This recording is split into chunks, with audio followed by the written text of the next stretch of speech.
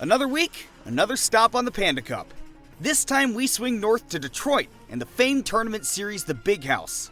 It had been 3 years since the first and only Super Smash Bros. Ultimate Big House, and with 2019's winner Zach Ray not in attendance, a new champion was guaranteed to be crowned.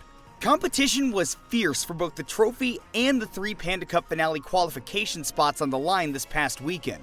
Today, we're going to go over the Big House 10's Ultimate Bracket, its upsets and surprises, and the one player who was not going to sugarcoat it.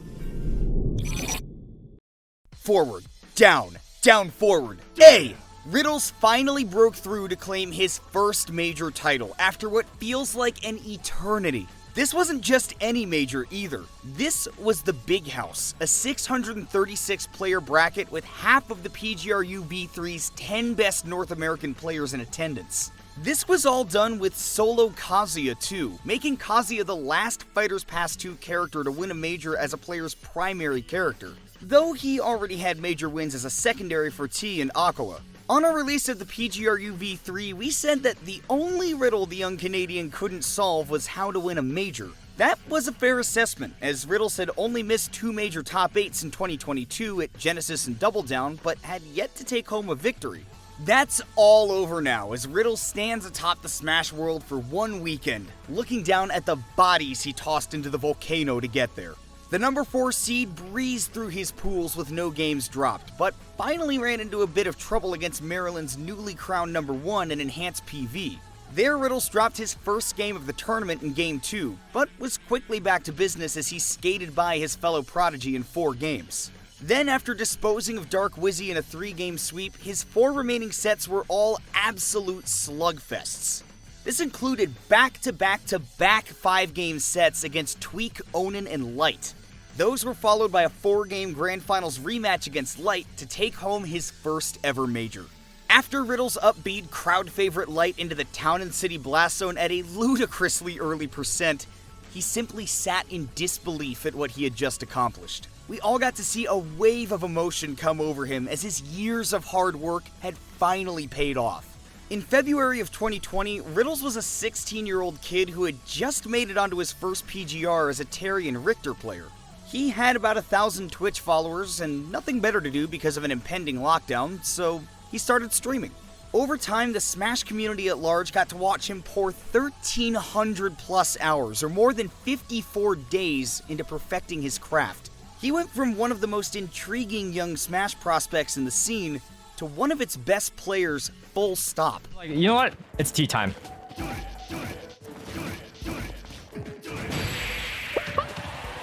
Why is this optimal? Why is it working? Oh, and speaking of watching, you should watch more of our videos and like them. And subscribe to the channel and leave us your totally unique and nuanced take about Kazuya in the comments.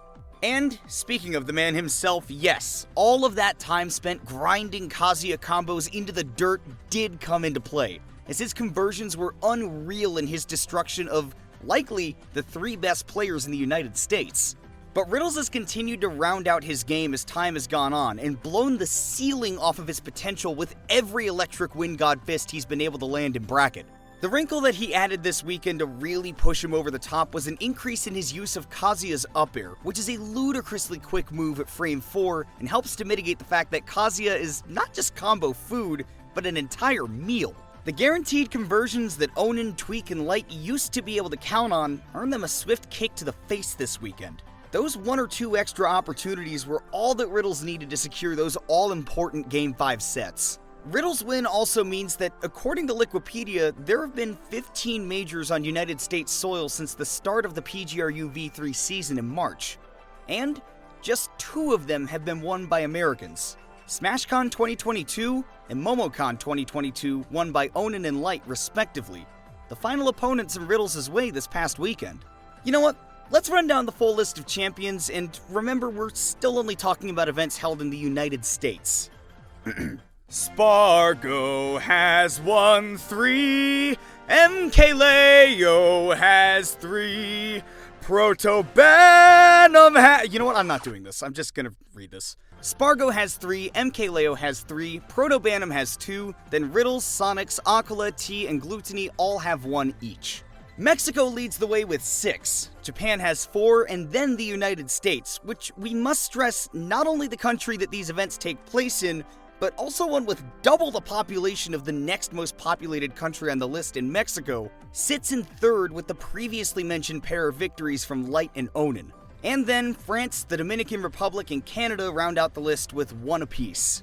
For the land of the free and the home of the farmed.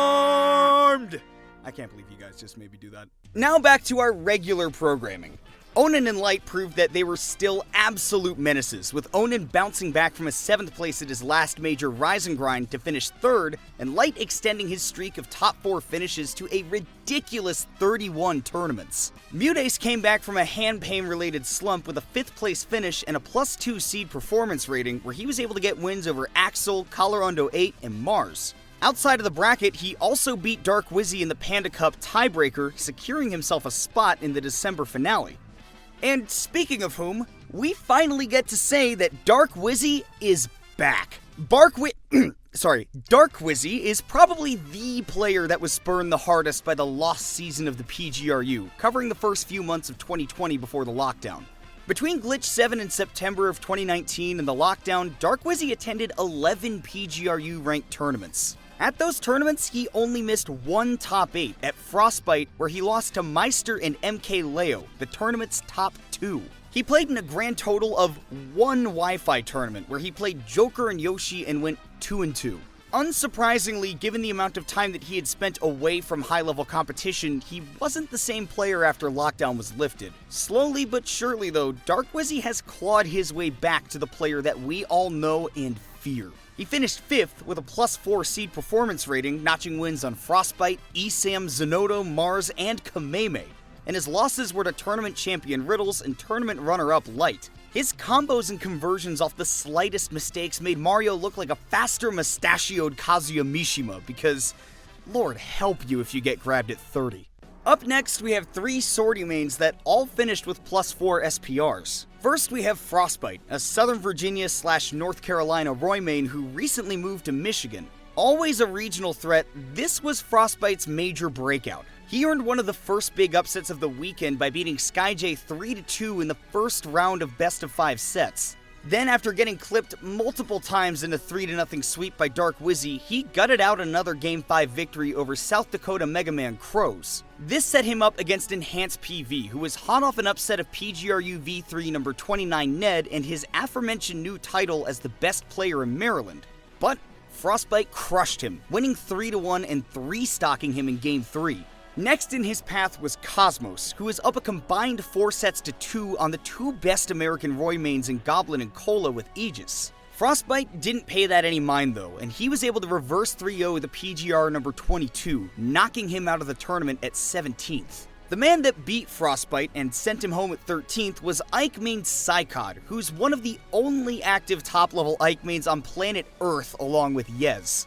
The Ohio native rarely travels outside of the Midwest for tournaments, but performs well at regionals and the occasional major in the region, but he'd never had a run like this. He started his big weekend off by beating a contender for Best US Samus in Icy Mist, beating her 3-1 in an upset factor 2 victory. He wasn't satisfied with that though, as he went on to take down PGRUv3 number 25 Base Mage in a 3-0 sweep to make it to the winners round of 16, and doing so as the 47th seed, the lowest remaining in winners at that point.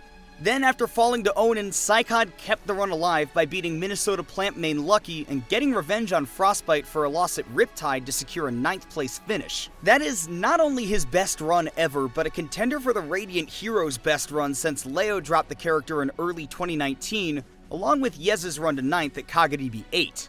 Psychod fell to Shattuck, who experienced viewers will remember as the only solo Corrin main that anyone has ever seen, heard, or imagined in Ultimate. The Texan 15-year-old ranked 27th on the most recent PGRU and got 2 of the biggest wins of his entire career this weekend, beating Zomba in an intense 5-game set and Aaron in a much less intense 3-0 sweep.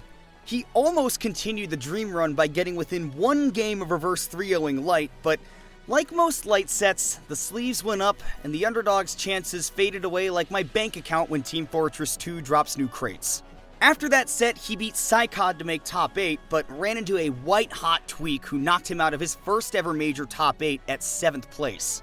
Shattuck is one of the youngest top-level threats out there, being born a mere 7 months before the release of Super Smash Bros. Brawl, and for him to be performing this well at tournaments with a character that hardly anyone plays is just amazing.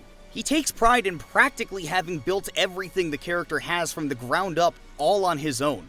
His journey is just beginning, and with a few more majors under his belt, he could start making a serious play at the title of one of the top 10 players in North America.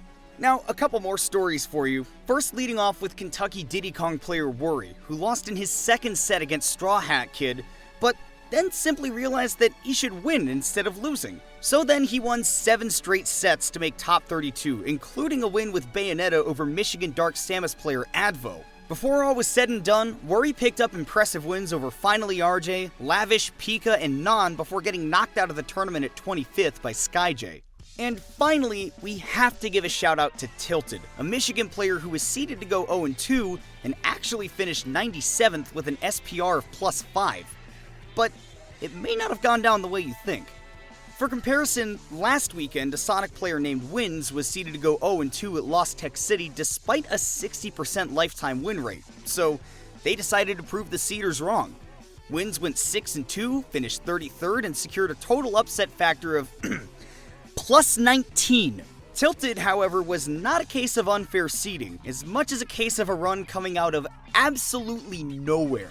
Before this weekend, Tilted had won 2 sets lifetime, both in 2019, and both over players who, after the tournament they played Tilted, would never play another set of competitive Smash Ultimate again. But this weekend, in front of their home crowd, they balled out. Tilted upset their round 1 opponent, then took advantage of MVD's DQ to make it to the final of their pool. There, they snagged another upset to make it out of their round 1 pool on winner's side. But it doesn't end there. After a 3-game set with the Porky Forge where they lost, they were able to win another set to place themselves 1 set away from making top 96. Tilted lost, but it didn't matter. They had already gotten more set wins in one major tournament than they had in their entire life up to that point. The kicker is, we don't know anything about them. Their Start.gg profile doesn't link any social media, only the name Akil. We think they play Inkling, or at least they did in their round 1 set because we asked their opponent and nobody really made a fuss about their run during the tournament. Our crack team of researchers, which again is just Jackie Peanuts and Trash Day, looked up his tag on Twitter and all they found were a bunch of players talking about how they were playing angrily. So, did a ghost go 4-2 at the big house? I guess the world will never know. And with that chilling prospect, we have to leave the frosty big house for another year, but don't you all worry your pretty little heads about it. The next 2 weeks are going to have 2 of the biggest Smash tournaments of the year, with Maisuma Top 10 next week and the Ludwig Invitational the week after that. We'll be all over both events, as well as the upcoming French Invitational Les Odyssey. Later this week, we'll also be taking a deeper look at the Bayonettas who took the world by storm last week at LTC and VCA. So subscribe and stay tuned for all our hot content. I've been Kimona, and from all of us here at PGstats, we thank you all for watching. We'll see you next time.